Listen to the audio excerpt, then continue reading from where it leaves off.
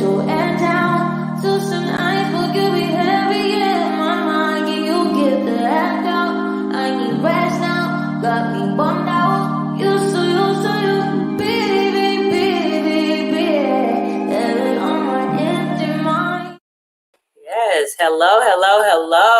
This is Jania Massey with JSM Consulting, and I'm super excited for a multitude of reasons. If this is your first time here, this is the Nonprofit University Crew, one of our free monthly trainings. We are in month 12, which is the last month of the year. I cannot believe that 2021 is over. It is over, y'all. I don't know where it went, but it's over. But we have given you 12 different nonprofit topics. We have talked about things from marketing, from corporate sponsors, to grant writing, to your nonprofit checklist. We've given you 12 amazing topics with 12 amazing guest experts. And tonight is no different. So y'all may have heard me talk about her a lot, but I done brought my favorite on here because she talk about the money, right? And even when my money ain't right, she get me back together. She gets me together. So we have my accountant, which she's a lot of people's accountant, but I like calling her my accountant. We have Samantha Porter. She is an author, speaker, tax specialist, entrepreneur, and philanthropist. She is the CEO of Intergrity Financial Group and the founder of Kidz Count Inc, which is a youth financial education organization. She has over 12 years of experience in the finance arena, and she quickly developed her passion for promoting financial literacy to the community through workshops, seminars, and online courses. And she's just the bomb. Like, I'm constantly referring her. Sometimes I'm not referring her. We had this conversation last night, and I'm like, I really didn't refer you. I just posted your stuff, and people are hitting you up. So don't count everybody as a referral. But she is here tonight. I'm going to bring her on, and we're going to talk about all things nonprofit taxes and 990. So let me bring Samantha up. Samantha! Hi, guys. Hi, Jania. How are you? I'm great. How are you? I'm good. I'm good. How's your day been today? It's been busy, but I could not wait for tonight's session because, I love talking about taxes and money. So, yeah, I'm excited. Yeah, so everybody that's watching, please know we're going to talk like normal, like we always do. Me and Samantha be going back and forth. And I think a fun fact that I would like to share with the audience is me and Samantha have never met in person. And Samantha has been doing my taxes. Has it been 3, 4, 5? 3? 3 or 4 years. One of them. 3 or 4 years, and we've never met in person. So this game that we're about to play is going to be very important. This game is called This or That. I'm about to learn as well with you guys all things about Samantha. So Samantha, the game is I'm going to give you 2 options. And you have to tell me which one you like. Now it's going to be random. It's going to be random things. Some stuff may come from conversations we've had. Random. Okay? So to kick it off. Oh, we just had this conversation. Okay. If you had to choose between Kidz Count and Intergrity Taxes, your business, to do full time, which one would you do? Knee-jerk reaction, Kidz Count. Okay, why? Because you just had a blazer ceremony, so it's you on the high. Is that why? Are you on the high today? Because you just heard. I just love the organization. I just do. I love helping kids. I love seeing them excel in entrepreneurship. So yeah, Kidz Count for sure. Okay. So do you prefer, so another fun fact, Samantha lives in Florida. So do you prefer the South or the North? Have you ever lived anywhere outside of the South? Nope. I know you're Caribbean. One time for Trinidad. So would you prefer to stay in Florida or go to the Caribbean? Caribbean. It's just peace. It's like not hustle and bustle. South Florida, where I am, is hustle and bustle nonstop. You go to the Caribbean, it's just like easy peasy. They're not rushing. Okay. So Another fun fact, we just talked about this, but Samantha is a mother of 3, right? It's 3. I don't know why we want to have your mother of 4, but I'm not sure, but no, three is. she's the mother of 3. Mhm. And do you prefer, as being from a mother's perspective, do you prefer cooking for your kids or cleaning for your kids? Cleaning for my kids. Wow. My daughter will be 16 next month, and Mm. I am not ashamed to say she cooks. I pay her a stipend every week to cook. So Yeah, she just told me this, and I'm like, dang, when I have kids, I hope they can cook so I can do the same thing. All right. And the last, this or that. Do you prefer swimsuits or dresses? dresses. I don't have a swimsuit. What do you mean? How you live in Florida and don't have no swimsuit?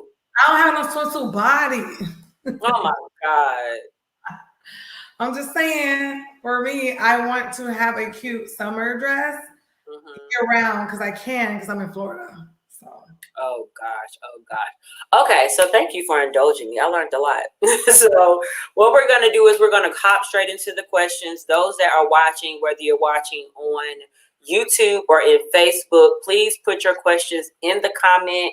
We will have a Q&A portion towards the end. So this is your time to ask an expert that actually does this. Now, I don't know how often you get that because the bag is going up. The price is going up.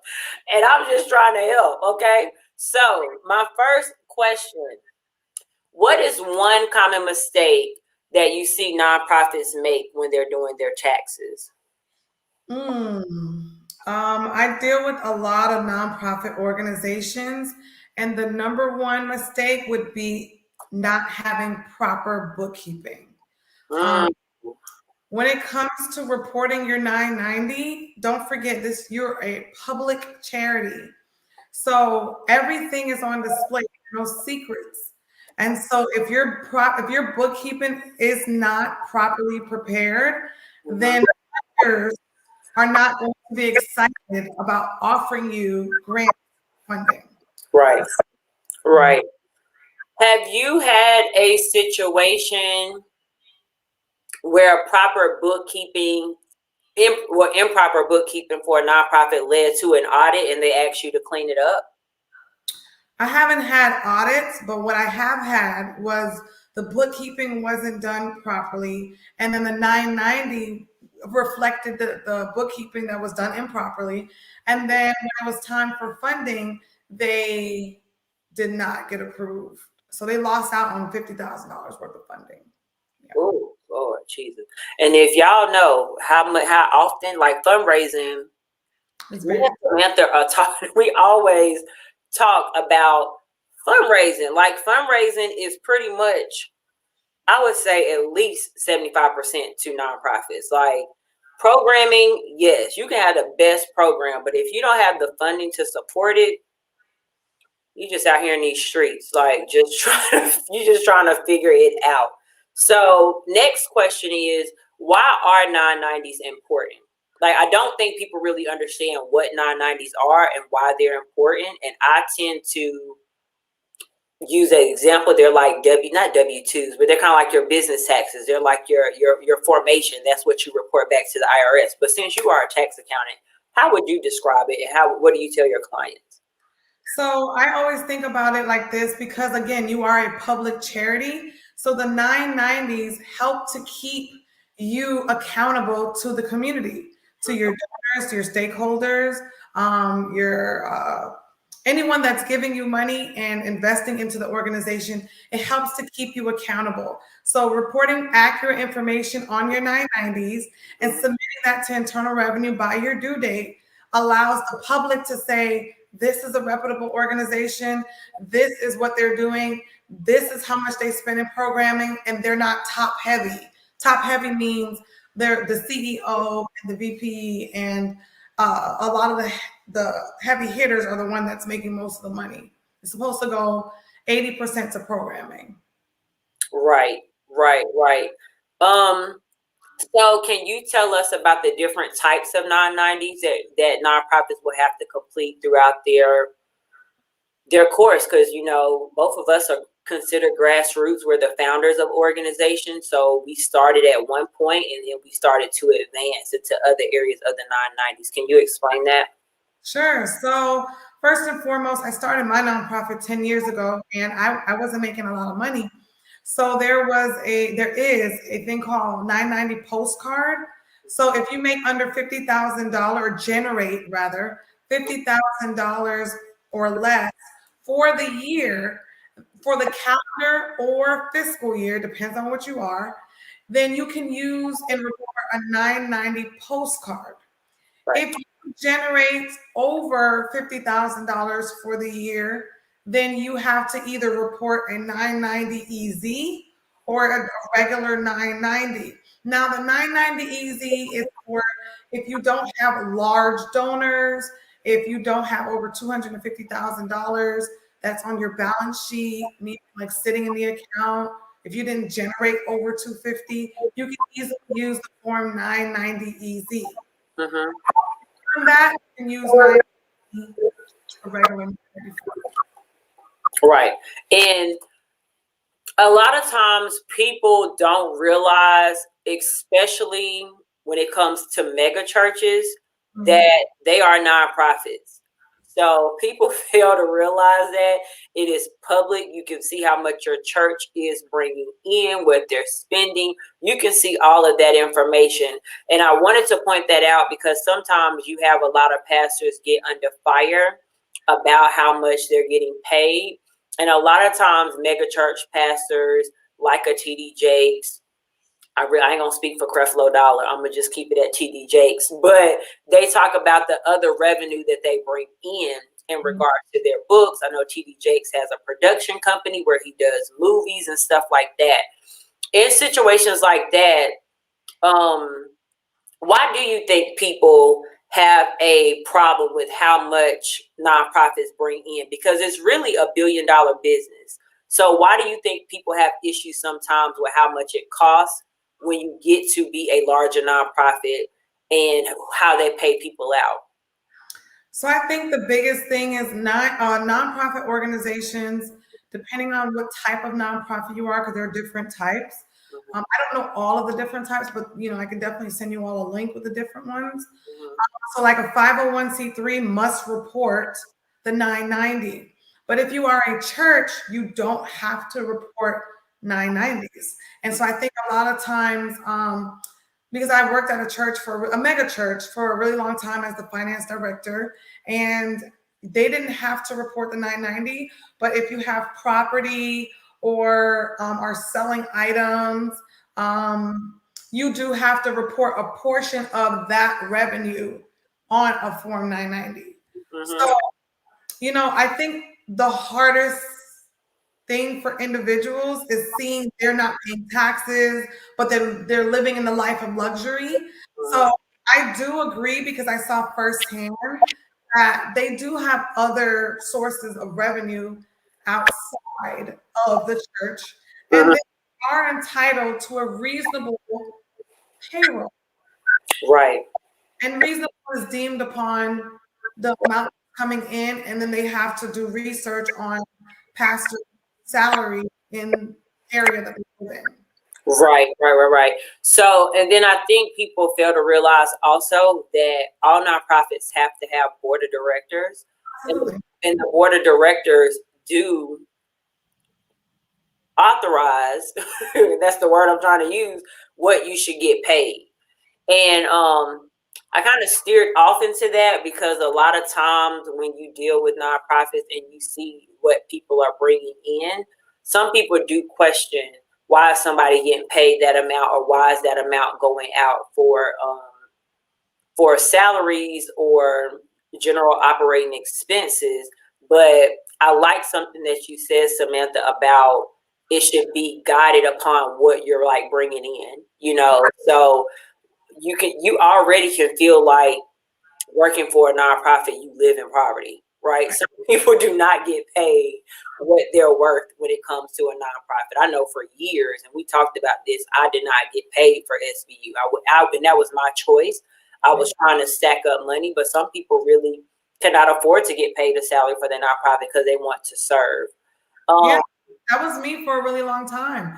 I just started getting a small, I wouldn't even call it a salary, but a small stipend this year and I'm 10 years in. So I would say when it comes to organization, be sure to sit with your board and sit with your to see what is able to be done as far as payroll, because you don't want to strip the operational budget with payroll and then not allow the programs to be able to be sustained.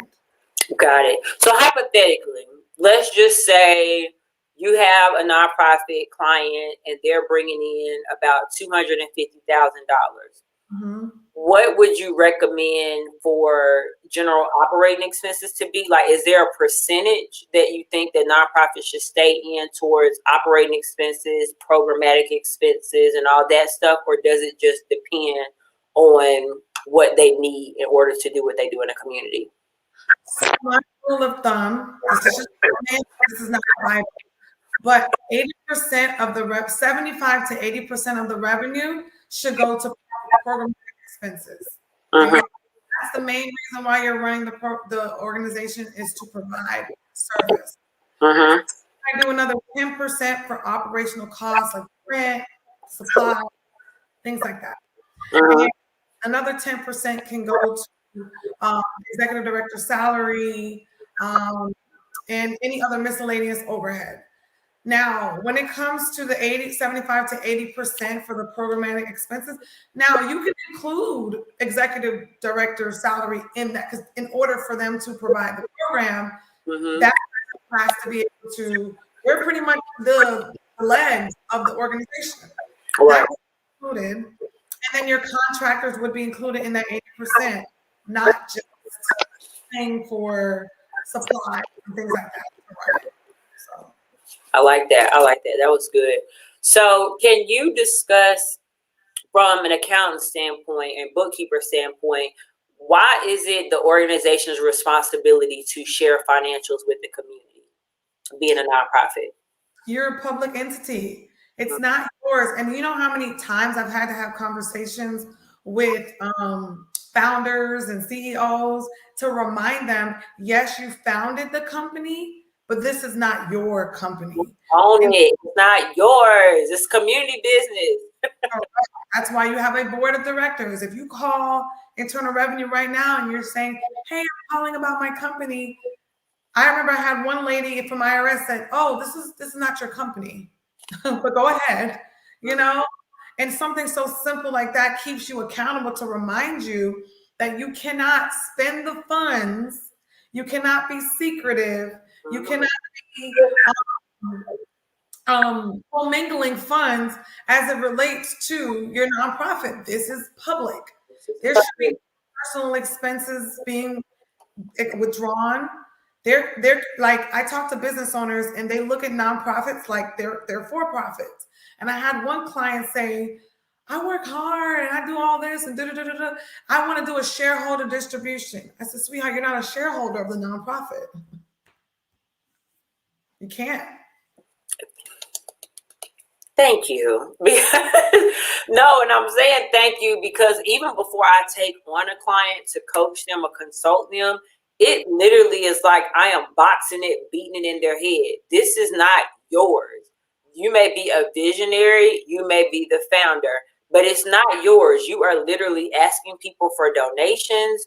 You can get grants, you can get sponsorship. This does not belong to you. So I say that often because I'm like, you have to be strategic about the board you pick to support whatever vision that you're trying to do, but also know the board can fire you. They have the rights. And also, and I do think, and I'll just do a shameless plug right now. Tomorrow I'm doing a free masterclass on why you shouldn't start a nonprofit. So I'm throwing that out there. It's going to be at noon. I'm going to talk about why you shouldn't start a nonprofit, not why you should. But I'm saying that to share. I think some people think that because it's such a $1 billion business that you can get so much money being a nonprofit, and you can, but there are still gatekeepers that control said money. And because you raise X amount does not mean that's going to be your salary. Even Right. you just said out of a program, not writing down notes, y'all, out of a programmatic budget, you said out of a budget, you said 10% for ED salary. So if we said the budget was $250K, we all know what 10% of the $250K is. Duh. We know that. So you would be literally getting a stipend of $25,000, which is roughly like what? I'm not good at math. A couple of thousand a month. Okay, over Right. 12 months. If I divide that by 12, I was trying to do the math. No, I'm good. Well, I ain't good at math. Please stop putting that in the atmosphere. I'm a genius at math. I know how to do this. So yeah, that's like $2,000 a month. You know what I'm saying? And $2,000 a month, some people make and live off of it. That might be a side hustle. You know, some people are. I don't want to say it's not a lot of people running full time nonprofits, but a lot of people in the grassroots space, they are not full time. Right. Even though I'm an entrepreneur, really SVU is like a part time. My consulting business is what. Right. It's true. Make it glitter, make the magic happen. Because I always say you should have both. Yeah, you should have both. You should have both. So, so my next question. Thank you for going into that with me. My next question is: any advice to new grassroots organizations that do not have the funds to hire a bookkeeper or accountant? I'm going to say this real quick. Can you hear me? Because I keep seeing it glitch. I don't know if it's mine. I can hear you. There might be feedback on me. That's why I'm going to go on mute. But I can hear you. Okay, cool. All right. So my first suggestion would be old school. You can do an Excel spreadsheet. There are many Excel spreadsheets that you can download specifically for nonprofit organizations. But if you are an Excel spreadsheet pro, you can just use that and have your income and your expenses on the Excel spreadsheet. That's number one. Number two, I'm not sure if they still have the promo, but QuickBooks Online, they offer the Essentials package, and you can use that. You can keep track of your nonprofit organization at a very cost-effective way that way. And then number three, you could definitely hire a bookkeeper that provides consultations where you don't hire them on a monthly basis, but you could hire them to review every quarter, which would be more cost effective as you're growing. So those are my three suggestions. Yeah, and I would just add, when you mentioned the QuickBooks Online Essentials package, everybody that becomes a 501c3, you should register for TechSoup. TechSoup allows you to get software at a discount rate. So QuickBooks is on there, and you can literally buy QuickBooks for the year for under $100 or maybe like $60, which is great, which is basically what I do. And then Samantha has access to our QuickBooks, and she does what she does because I can't do it no more. So, so I'll ask this, Samantha, when we first started working together and you got into my nonprofit books, I don't know if you remember, what is something that you saw me miscategorizing the most? I think the number one thing, and it's not just you, but most nonprofit organizations don't categorize the program. So there should always be a subcategory within the program expense. So you would have the program expense in your QuickBooks, and then you do subcategories. So let's just say, for example, myself, I have Project LOL, Money Masters Kids Club, Biz Kid Academy. So it would be programs here with the sub accounts here, so that when it's time for you to fill out your 990 or your funder asks you for financials, you can show that 80%, 75 to 80% of your revenue is being spent on programmatic expenses. So that's the only thing I noticed. Everything else was really, really good. You were definitely on it. But I will say, don't do that. I will say, I will say, I don't know, Samantha Line asking questions. She is right. When you can't afford it, get you a bookkeeper, or it's even worth the investment to just book a consultation call with Samantha or any bookkeeper or accountant. So I do want to ask this. When a grassroots organization is looking for an accountant, what should they look for? What are some red flags and what are some green flags that people should look for? Because, you know, when you're grassroots, you ain't got no money to waste. You really barely got money. So you have to figure out how to make that money shake, okay? So what are some red flags and some green flags that you would call out about accountants? I would say one of the number one is someone charging you to do a postcard. Guys, if you're grassroots, and you make under $50,000 and someone's like, hey, I'm going to do your postcard for you and they charging you money, run. It takes 5 minutes. It takes 5. If not, and 3 of those minutes is registering or probably remembering your password because you probably forgot. Oh my God, I see that all the time. And I know people will reach out to me and be like, Jania, can you do my 990s? I'm like, how much you brought in? It was like 50,000. I was like, just call me. I'll walk you through. It's not that deep. It's literally 3 questions, y'all. And it's really only asking, did you bring in under 50,000? And are you still an active nonprofit for last year, for the year that just passed, or whatever calendar, if you're on calendar or fiscal year? I get so upset when I see that. I'm so glad you. Yeah. I will say, here's the kicker. So I think this was year 3, and I kept doing my postcards, and then the CSC, Children's Services Council for Broward, they were like, oh, we're giving a grant, but it can't be on a postcard. So I had to go back and do an amendment and then do a 990 EZ. So I will say, be careful. If you're close and you're the 30 through the 50 range and you're relatively close to the 50 and you know, hey, next year is going to be a great year for funding for me, I would say spend the money and do a 990 EZ, because then you'll have to go back and do an amendment, because some funders don't take postcards. They want to see. Yeah, you know what? But that happened to me too, and I pushed back and I said, we are under $50,000. It is not required by the law for me to do anything. So I pushed back. But you an accountant, so you knew how to do that easy. I would have been stressed out. I don't know what I'm doing. What you mean? I'm sitting here, I'm doing right by the law. But I literally, and I took a screenshot, and the funder ended up I think I ended up getting $25,000 grant.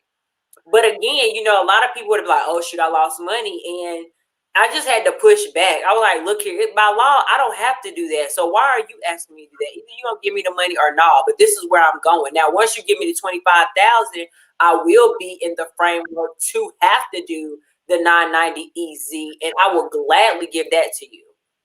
Right. Agreed. Because remember that time I was calling you, everybody was like, well, you need a CPA. And I'm like, what you CPAing? Like, it ain't that much to audit. That's another thing. Audited financials. Mm-hmm. Don't pay for that when you are grassroots, meaning you're under $100,000 and they're trying to give you a $15,000 grant, but then they're telling you to do an audited financial guide. That can range you anywhere between $5,000 to $7,000 for a $15,000 grant. Yeah, no. Make it make sense. So you do, when me and Samantha, so Samantha was very helpful with this because I literally had the opportunity. I can't remember, was it $50,000 grant? I can't remember, but it was, and I was just like, what is this? So they was like, well, we'll take an independent financial audit, but it still needed to come on the letterhead of a CPA. So the independent financial audit, I found someone to do it for a affordable rate for me. Now I found this person all the way in the ATL, and thank God for him. You know what I'm saying? But he also commended how the bookkeeping was, and I was like, yes, I have a bookkeeper named Samantha. And he was like, I was able to, you know what I'm saying? Like he was able to, and it's the letter will say this is not an official audit, but I can confirm from what I see in QuickBooks on my letterhead, and then that sufficed for me to get this $50,000 grant. Now I am going to get to a point to where I do have to. Oh yeah. Oh God, yes. I'm not even ready. Okay, but yeah. Okay, what else? What is your other red flag, and then we'll go to the green flag. I would say that I've seen people say, hey, I will, charge, or if you pay me a little bit more, I'll show higher revenue so that you can get more grants. So fraudulently reporting revenue higher as if they made more from grants, and just to get. Yeah, do y'all see my mouth still open? What in the integrity not having? It's bad. Yeah, don't do that. Don't lie. Because when you're trying to go to jail, everybody don't look good in orange or brown or blue or whatever color is whatever the trending color is at the jailhouse. It ain't worth it. It is not worth it. Or even them telling you that it's your money, it's okay, you can use it for personal use. Like, those to me are red flags of when you go to a preparer. Every tax preparer is not well versed with 990s. They have to be able to know how to report it properly to show that the majority of the funds spent were not on operational costs, but on programmatic cost. Every tax preparer cannot do that. So make sure you go to someone that specializes in 990s. Oh, I love it. I love it. So y'all, make sure y'all are writing y'all questions in the chat before we wrap up. We are going to have a Q&A, and Samantha is dropping some gems, okay? So, Samantha, what are some green flags about a bookkeeper or accountant that is like, yes, move forward with them. They're the one for you. Match made in heaven. I think making sure that they're knowledgeable in QuickBooks, make sure that they're a QuickBooks Pro advisor. That's a certified QuickBooks Pro advisor. Also, make sure that they are well equipped with the 990 world. Again, it's not the same for self-employment or corporations. 990 are niche specific. So just make sure they're knowledgeable. Make sure that they have expertise in your field. You're not just a number. I say don't go to the big firms, because then they don't help you with scaling. They don't sit down with you to see how you can grow, and you're just a number. So I would go with someone that may be more boutique, and so that they can spend time with you as you being a grassroots organization, and give you the ability to have nuggets to grow. So those are my main. Oh, and making sure that they do what they have to do to keep you out of jail. Cause orange ain't it. I don't know what color it is now. I used to teach in the jail. It ain't work, and I never. Did I ever tell you that girl? Cause I be hustling, honey. But that's not why I was teaching in the jail. From 2016 to 2019, you may have saw that check. Oh, you probably did. Samantha does my accounting for my consulting business. So some of my independent contracts would be, and it didn't say Mecklenburg County Jail, but I was contracted under an amazing nonprofit where I willingly walked into the jail to teach women about life skills, and I got a 1099 that you put into my. That's how much I brought in. Oh my gosh. It's not, girl. And one of my rules was to never, like, I never looked at why they were arrested or anything, but sometimes the conversation it will come up. But it's a lot of fraudulent things, you know, like identity theft, you know, white collar crimes. And I'm like, and I actually was a victim of fraud for coming to nonprofit. So it was very traumatic and triggering for me because I'm like, I am literally out here scraping for funds, and for somebody to do something fraudulent on me, and it's like you gotta tighten it up. You gotta tighten it up. So I have one more question. What do you feel like the top bookkeeping rules to keep you in compliance? I feel like I know what you're gonna say. I feel like you're gonna say making sure you categorize everything right. Oh yeah, that's definitely top. Not just categorizing. I think we talked about this before. Making sure you have a good bookkeeping system, and then making sure you're categorizing things properly, and making sure you're reviewing. Number one, no, I'll say number two is reviewing your operational budget the year before. Like, we should have already created your 2022 operational budget in advance so that when you start working on your books, you're staying in line and you're looking every quarter. Okay, am I spending too much on advertising? Okay, I got to pull back here. All right, am I not spending enough in contracted work? Okay, that's probably why I'm not getting enough funding, because I'm not putting enough instructors out there to do enough programming.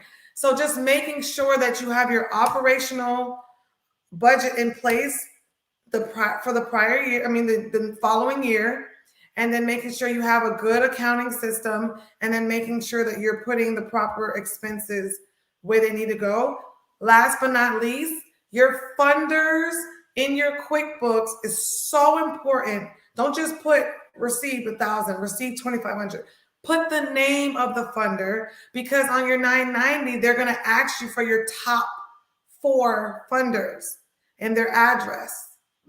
So you want to make sure that you have that information logged and you're not scrambling for it during tax time.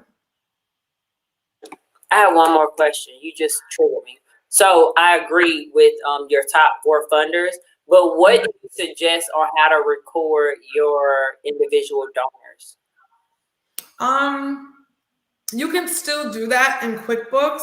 Most people use PayPal or Stripe for their individual donations. So what you could do, if you want to be that specific, is you can actually enter the information from your PayPal reports and then match them to the amounts that were deposited into your QuickBooks. For example, if you had 4 different individual donors give $100, and then you had a QuickBook dump into your PayPal dump into your QuickBooks for the $400, you can actually split that up and put each person's donation name. Oh, good. Because I know, but you'll see. You're gonna see. I've been using the donor management system. So when you do our QuickBooks for this month, you're probably gonna see something from WePay, or you probably been seeing something from WePay. So that is the system that the donor management tool is. But when I use Giving Fuel, I'm just able to take all the donors' information. That's perfect. First name, last name, address, email address, is able to get that and start collecting that data, because I feel like that is one thing that I failed at doing, was to truly generate the community of individual donors, because you know how many grants I wrote this year. Yeah, I have not been as successful with individual donors. My family comes from corporate and family foundations. So I do think that it's a great idea to have at least 15% of your revenue come from individual donors, because sometimes the foundations and the corporations run out of money to give. And you don't want to be stuck. You don't want to be stuck. You don't want to be stuck. So I am going to open it up for Q&A. I do have a question that came to me via my phone. And one person just asked, they asked, are you taking clients? So what we talked about earlier is I am a boutique bookkeeping and accounting firm. So technically at this moment, I only have one slot left. Something may or may not open up. So you could just reach out and we'll see what we can do. So I will make sure to put Samantha's information, website, all of that stuff. She just had an amazing Black Friday special, but y'all missed it. I did my best to tell people. Y'all missed it, so it's okay. But Samantha, I did not want to take up too much of your time. Thank you for your expertise and your guidance and your insight. And if we don't have any more questions, I don't have anything coming to my phone or in the chat, and I'm also monitoring Facebook. We are going to wrap it up tonight. So we gave you a good 40-something minutes of content. And so if you do not know, tomorrow I will be doing a free masterclass on should you start a nonprofit. It will be at 12 noon Eastern Standard Time.